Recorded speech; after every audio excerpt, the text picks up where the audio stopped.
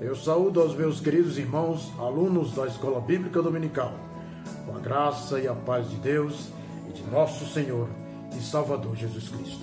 Meus queridos, a partir de agora estaremos estudando a lição que tem como título Celebrando a Palavra de Deus. Celebrar significa promover, significa comemorar. E comemoração é momento de alegria. Precisamos, irmãos queridos, nos alegrarmos com a palavra de Deus. O salmista, o comentarista, ele usa como texto de referência o Salmo de número 119. E no ponto 1, ele fala um salmo sobre a palavra de Deus. Sem dúvida, o Salmo 119 é o salmo que em toda a sua totalidade, na sua totalidade, ele só fala da palavra de Deus, dos benefícios de Deus, do que é a palavra de Deus para as nossas vidas. E é um salmo maravilhoso. Não poderia ser outro salmo a ser usado nesta manhã, se é que queremos falar da importância e da utilização e das bênçãos que a palavra de Deus nos proporciona. Tinha que ser o salmo de 119. No ponto 1, ele fala a respeito de salmo acróstico. E eu não vou aqui perder tempo explicando para os irmãos o que significa acróstico. Talvez nem eu mesmo saberia explicar com exatidão.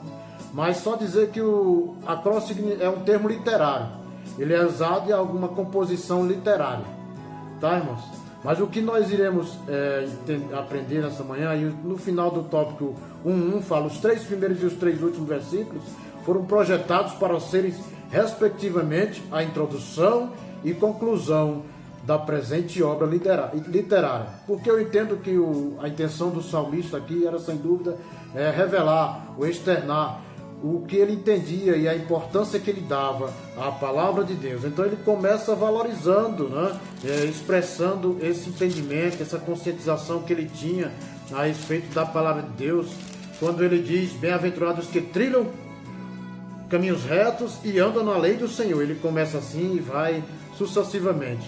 No final, no último versículo, Salmo do 119, 176, ele diz, desgarrei-me como a ovelha perdida.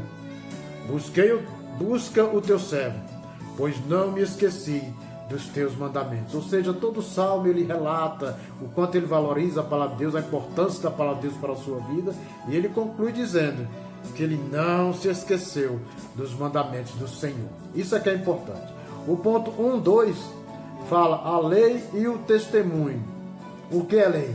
Nós vivemos em nosso país, nesse mundo, cheio de leis em volta de nós, e nós temos por obrigação segui-las. Ou seja, a lei não é algo que nos é dado como um conselho, não. A lei nos é imposta, é uma obrigação, nós temos que seguir as leis. Então, aquilo que Deus deixou, a lei do Senhor precisa ser seguida, precisa ser observada. E aqueles que não seguem, como diz o comentarista, com certeza eles sofrerão as devidas penas, sofrerão as consequências. Mas louvado seja Deus, porque o salmista diz no Salmo 119, versículo 2, ele diz que bem-aventurados são os que guardam a palavra de Deus. E ele fala a respeito do testemunho. Testemunho é, sem dúvida, uma declaração verdadeira. Não é um depoimento, porque um depoimento você pode falhar, você pode depor e ter alguma falha naquele depoimento seu. Mas um testemunho, ai daquele que vai diante de uma autoridade, de um juiz, num plenário ali de julgamento, e fala algo, e vai testemunhar algo que não é verdade. Ai dele, se de repente descobrirem que ele não está sendo verdadeiro. Então, testemunho, meus queridos, é algo que precisa ser verdadeiro. E louvado seja Deus, porque a palavra de Deus também é um testemunho de Deus para as nossas vidas. E esse testemunho é verdadeiro.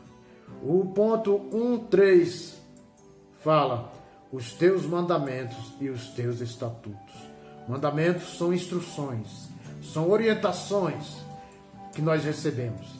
E na palavra de Deus estão escritos esses mandamentos que Deus deixou para as nossas vidas. Precisamos, irmãos, estar cada dia atentos aos mandamentos do Senhor. Diz a Bíblia que os mandamentos do Senhor são verdadeiros e todos igualmente justos. Então, ele fala também a respeito dos estatutos, que são obrigações colocadas e apresentadas por Deus para as nossas vidas. Precisamos estar atentos aos estatutos de nosso Deus. Essa é outra designação utilizada para denominar a palavra de Deus. Os mandamentos do Senhor e os seus estatutos. Então nós temos que estar atentos, irmãos, aos ensinamentos do Senhor, tá? E sermos a cada dia cuidadosos em observarmos a palavra de Deus. Escondemos os mandamentos do Senhor para que possamos agradá-lo em todos os momentos da nossa vida. Temos propósitos, temos objetivos. Eu estava ouvindo outro dia uma das publicações de uma cunhada minha, por nome Marta Doreto de Andrade, e ela declarou já ter lido a Bíblia 29 vezes. E não iria parar porque o seu objetivo era continuar lendo, objetivando se tornar cada dia mais parecido com Jesus. Talvez esse não seja o principal motivo, mas é com certeza um dos principais motivos pelos quais nós devemos observar e ler a palavra de Deus. Esse objetivo será atingido por nós e pela minha cunhada Marta Doreto de Andrade. Com certeza será. Se ela e nós não somente lermos, mas principalmente nós praticarmos. Queremos ser cada dia mais parecidos com Jesus? Então temos que ler a palavra de Deus. E não somente ler, mas temos prazer em obedecê-la e em praticá-la. Que Deus nos abençoe e nos ajude a termos cuidados, a sermos cuidadosos e atenciosos aos estatutos do Senhor, aos seus mandamentos, às suas orientações para nossas vidas, para que possamos a cada dia nos tornarmos cada dia mais e mais parecidos com nosso Senhor e Salvador, Jesus Cristo. Ponto de número 2 da lição desta manhã. Algumas qualidades das Escrituras. E são muitas as qualidades que as Escrituras têm. Trata-se de um salmo, diz o comentarista, que retrata o grande amor que o escritor tinha pela palavra de Deus. Ele procura descrever algumas qualidades das Escrituras que atestam a sua excelência. Outros salmos enfatizam mais o caráter e os feitos do Senhor.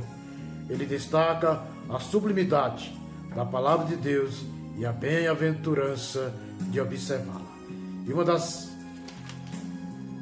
qualidades que o comentarista nos apresenta nessa manhã é a respeito da justiça. Uma das qualidades da lei do Senhor é a justiça. A justiça está ligada à ideia de legitimidade. Porque também, como eu falei no início, nós somos sujeitos a leis. Mas nem tudo que é legal é justo. Muitas pessoas andam na legalidade, mas muitas das vezes não agem com justiça. Louvado seja Deus, porque a palavra de Deus ela é embasada na justiça de Deus, na sua verdade, na sua justiça. Por isso, nós nos alegramos com isso. O salmista afirma que os juízos de Deus não estão amparados apenas na legalidade, não são apenas legais, mas sem dúvida eles são justos. E por isso nós glorificamos a Deus, porque podemos ter essas leis, que além de ser determinações de Deus, elas são justas para nossas vidas. Podemos ter leis que seguem o procedimento, mas não observam os valores da sociedade que foram inseridas. Há na Bíblia diversos exemplos de leis injustas, como na nossa atualidade também, vemos muitas coisas que são legais, mas não são justas. No tempo antigo, dos nossos antepassados, nós vimos muitas atitudes, que eram leis, mas não eram justas. E aqui ele dá um exemplo, como o decreto estabelecido pelo rei Dario, cujo pano de fundo consistia em uma trama para destruir Daniel. Está lá em Daniel 6, do 5 ao 9. Se os irmãos forem ler lá, vão ver aquilo que o rei determinou para que fosse feito, objetivando pegar Daniel, e levando-o até a cova dos leões. Foi uma lei, mas não foi uma lei justa. Mas nós louvamos a Deus porque as leis do Senhor são justas, elas são legais para as nossas vidas. O ponto 2.2 fala que ela também, uma das qualidades da palavra de Deus é que ela é doce. Esta é uma das qualidades de Deus, ela é doce. Lá no Salmo 19, verso 10, ele diz: mais doce que o mel na minha boca. Ele confessa isso dizendo, no Salmo 119, 103, ele diz: mais doce do que o mel, no Salmo que nós estamos lendo. Ele diz: é mais doce que o mel na minha boca. Meus queridos, a palavra de Deus tem que ser doce para as nossas vidas. Ela tem que ser algo prazeroso para as nossas vidas. Por isso temos que ter prazer em lê-la, em observá-la e meditá-la. No Salmo 19, verso 10, o salmista diz: são mais doces do que o mel e o licor dos favos. Ele valorizava, ele gostava da palavra. O Salmo diz: ó, quanto amo a tua lei. Precisamos, meus queridos, amar a palavra de Deus. Precisamos amar a lei do Senhor, porque ela não é somente justa, ela é também doce para as nossas vidas. Ela alegra o nosso coração, ela alegra o nosso dia. Quando lemos a palavra de Deus, Deus através dela nos traz o refrigério para a nossa alma, o seu socorro, a sua alegria, a paz que só Jesus Cristo dá e nos é transmitida e chega até nós através da sua palavra. Por isso ela é um livro doce, é uma palavra doce para as nossas vidas. Por isso que temos prazer em meditar nela dia e noite. O ponto 2.3 fala que ela também, uma das qualidades dela é que ela é a verdade. O salmista declara ainda que a lei do Senhor é a verdade. A lei do Senhor não age em falsidade e verdadeira. Não basta ser lei, precisa ser verdadeira. E a lei do Senhor é verdadeira para as nossas vidas. O Senhor, o próprio Jesus falou: santifica-os na verdade. Lá em João 17, verso 17, quando ele orando ao Pai, ele diz: santifica-os na verdade. A tua palavra é a verdade. A palavra de Deus foi revelada por ele, e por intermédio dela nós somos santificados. É a palavra de Deus que nos purifica, irmãos. É a palavra de Deus que nos limpa. O próprio Jesus falou: vós já estáis limpos pela palavra que eu vos tenho ensinado. Se você não sabe ler, mas só em você ouvir a palavra de Deus, você já está sendo limpo por ela. Basta tão somente que você deixe que ela faça morada no teu coração. Então não há justificativas para não darmos ouvidos e não atentarmos para a lei do Senhor, para a sua palavra, porque ela é a verdade. O próprio Jesus diz: eu sou o caminho, a verdade e a vida. Ninguém vem ao Pai se não for por mim. Examinar as Escrituras, disse o Senhor Jesus, porque cuidais ter nela a vida eterna, e são elas que de mim testificam. Ou seja, examine as Escrituras, porque ela está falando de mim, e ela é a verdade. O próprio Jesus é a verdade. Ele disse que ele era a verdade, e ele nos aconselhou a lermos a sua palavra, examinarmos a sua palavra, as Escrituras, porque elas, as Escrituras, falavam a respeito dele, que ele é a verdade. Possamos glorificar a Deus, porque temos em nossas mãos esse livro maravilhoso. Não é um livro qualquer, é um livro que transforma nossas vidas, que nos abençoa, que nos ajuda, que nos fortalece a cada dia, para que possamos vencer as dificuldades da vida. Não é um livro qualquer, não é um livro que você lê uma vez e deixa para lá: não, eu já li, já sei tudo que está escrito. Não. Ele é um livro que nos abençoa, nos renova a cada dia. Não diga que a palavra de Deus se renova a cada dia. Não, isto não é bíblico. Ela não se renova a cada dia, porque renovar significa tornar novo. E ela, a palavra de Deus, nunca fica velha. Ela é sempre nova, ela traz mensagem nova para as nossas vidas. É por isso que a irmã Marta diz que já leu 29 vezes e vai continuar lendo. Porque cada dia que ela lê, ela recebe uma mensagem nova do Senhor. Eu procuro sempre fazer o mesmo. Eu estou já acompanhando a minha cunhada. Para me acompanhar, ela só falta 20 vezes. Hoje já li 9. Mas é preciso lermos, irmão, porque a cada dia que lemos e meditamos nela, recebemos do Senhor novidade de vida e fortalecimento para a nossa caminhada cristã. Tópico de número 3. Os benefícios das Escrituras. Após analisar as qualidades das Escrituras, é importante responder a seguinte questão: quais os benefícios aos que creem, amam e obedecem às Escrituras Sagradas? São muitos os benefícios.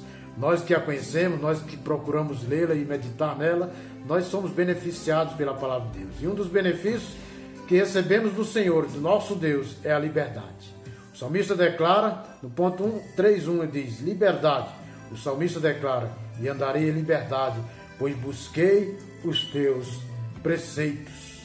O próprio Jesus falou lá em João 8:32, ele diz: conhecereis a verdade, e a verdade vos libertará. Verso 36, ele diz: se pois o Filho vos libertar, verdadeiramente sereis livres. É um erro grave pensar que aqueles que obedecem à palavra de Deus têm a mente estreita e vida fechada. Jamais. A palavra de Deus diz que nós temos a mente de Cristo, meus queridos, porque nós conhecemos a verdade que é Jesus. E através dessa verdade nós somos libertos. Quem não conhece a verdade é escravo do pecado, vive na escravidão do pecado, mas nós usufruímos desse benefício da palavra de Deus, que é a liberdade, a qual nós adquirimos na pessoa de nosso Senhor e Salvador Jesus Cristo.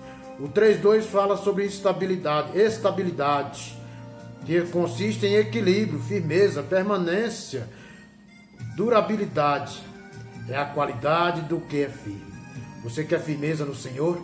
Então procure meditar na palavra de Deus, procure estar sempre em contato com ela, alinhado com a vontade de Deus através da sua palavra. Se você não tem firmeza, muitas vezes a tua fé é abalada. Procure meditar mais na palavra de Deus, porque você vai adquirir essa firmeza. Ainda que as circunstâncias pareçam querer afastar-me, continuo a meditar nos estatutos do Senhor, diz o salmista, no Salmo 119, verso 23. É um dos grandes desafios do tempo presente, a capacidade de permanência. Sim, irmãos, nesse momento que vivemos, estamos passando por dificuldade. Precisamos ser fortes, perseverantes, estarmos firmados na rocha que é Jesus. Mas a única maneira de estarmos firmados nele é observando a sua palavra, crendo nela, meditando, nos fortalecendo nela, mantendo o nosso contato com Deus. Tópico 3:3 diz: vida. Ela é esse livro, a palavra de Deus é um livro que nos transmite vida. O salmista declara: a minha alma estava pegada ao pó, vivifica-me segundo a tua palavra. O salmista cria que a palavra de Deus é a fonte de vida e renovação. Sim, irmãos, é a palavra de Deus que nos renova. Como eu disse no livro anterior, no tópico anterior, ela não se renova, mas ela nos renova, porque nós é que ficamos velhos.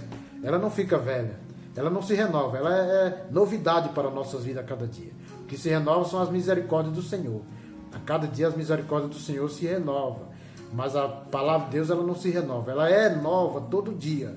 Ela é novidade para a nossa vida. Está escrita a mesma coisa lá todo dia, mas cada vez que nós lemos, nós extraímos dela uma mensagem nova, vinda de Deus para as nossas vidas. Então ela é vida. O próprio Jesus é a palavra, ele diz: eu sou o caminho, a verdade e sou também a vida. Então nós temos que meditar na palavra de Deus para que possamos ter vida em Cristo Jesus, nosso Senhor. Precisamos, irmãos, a cada dia meditarmos na palavra de Deus. Precisamos ter amor por ela.